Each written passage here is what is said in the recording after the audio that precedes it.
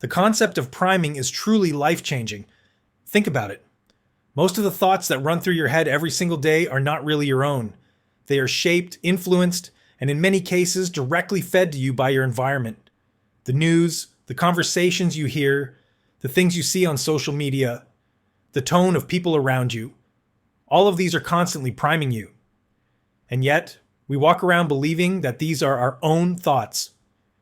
But the truth is, so often, the outside world has programmed us before we even realize it. That's why I always say, if you're not consciously priming yourself, then unconsciously, the world is doing it for you. And when that happens, you lose your power. So every single morning, I make it my mission to prime myself. I do it even on the days when I'm walking onto the biggest stages of my life, maybe especially on those days, because I know how critical it is to be in the right emotional and mental state. Now, I have to be honest with you, for most of my life, I wasn't a fan of traditional meditation. Sitting silently with my eyes closed never felt like my thing. I was more of an active meditator. I felt closest to God when I was moving, serving people, running on the beach, or standing in the middle of nature, soaking it in. That was my way of connecting. But at some point, I realized something was missing. Stillness has its own kind of power. Quiet has its own kind of wisdom. Peace has its own kind of strength. And so, I created a simple process. Not complicated, not overwhelming, just 10 minutes a day. Why 10 minutes? Because when you tell people to meditate for 20 minutes, 30 minutes, an hour, the first thing they'll say is, I don't have time.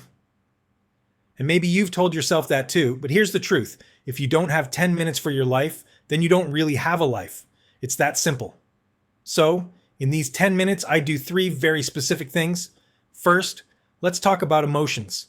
If you really look at people's lives, the relationships that fall apart, the careers that are destroyed, the opportunities that are lost, there are 2 emotions at the root of almost all of it: anger and fear. Anger blinds people. Fear paralyzes people. Together, they destroy the quality of life. But the antidote is so simple and yet so powerful: gratitude. And when I say gratitude, I don't mean empty words like, I'm grateful for this, I'm grateful for that. I mean actually feeling it, experiencing it in your body. Let me explain the difference. If I asked you to tell me about a time you rode a roller coaster, you'd think about it, describe it, maybe even smile. That's recalling. But if I put you right back in the front seat, if I made you feel the wind rushing, your stomach dropping, your body screaming with adrenaline, you'd feel that rush again right now. That's the difference. Gratitude has to be experienced in the body, not just in the head. So here's what I do. I start with a short breathing exercise. It's called the breath of fire from yoga. It takes less than 60 seconds, but it shifts my entire biochemistry. My energy changes instantly. And then I dive into the 3 steps. Step 1, gratitude. I spend the first 3 minutes focusing on 3 different things I am deeply grateful for.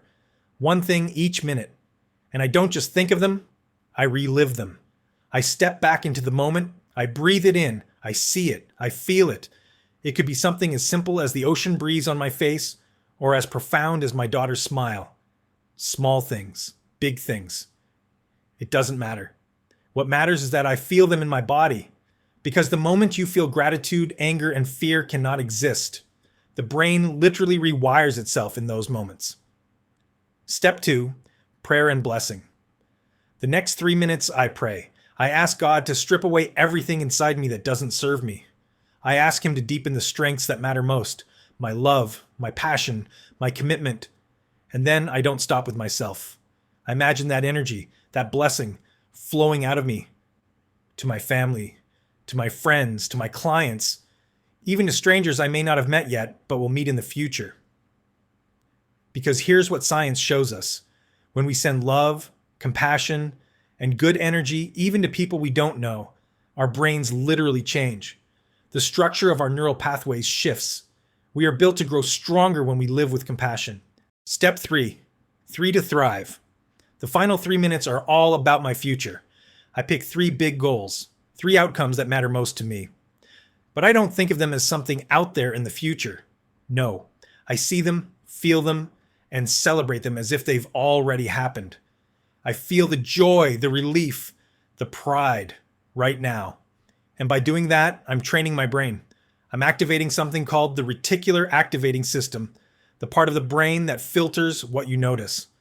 Once it's turned on, it shows you the people, the resources, the opportunities that line up with your goals. Suddenly, life doesn't just happen to you, it happens for you. Now here's the thing, I don't just say these things. I experience them with every sense I can.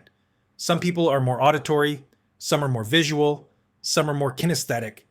My pattern is see and feel. So I wire my brain by seeing and feeling my outcomes and my gratitude in the deepest way possible. That's what makes this process powerful. Because when life comes crashing down, when the pressure is on, when stress is high, my nervous system has already been trained. It doesn't default to fear. It defaults to gratitude. It defaults to solutions.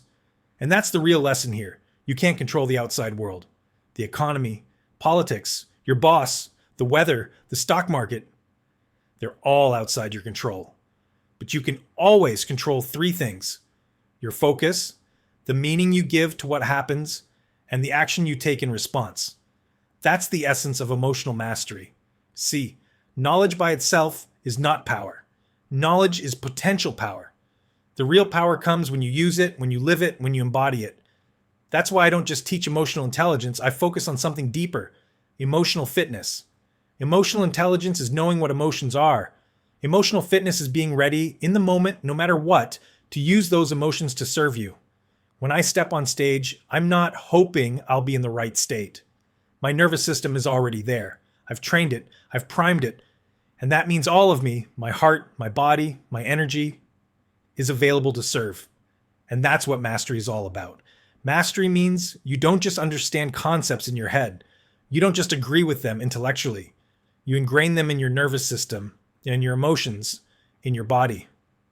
And once you do that, once it's in your system, you don't need to try anymore. You don't need to force it anymore. It flows naturally from you. That's the power of priming. That's the power of starting your day by designing your state of mind instead of letting the world design it for you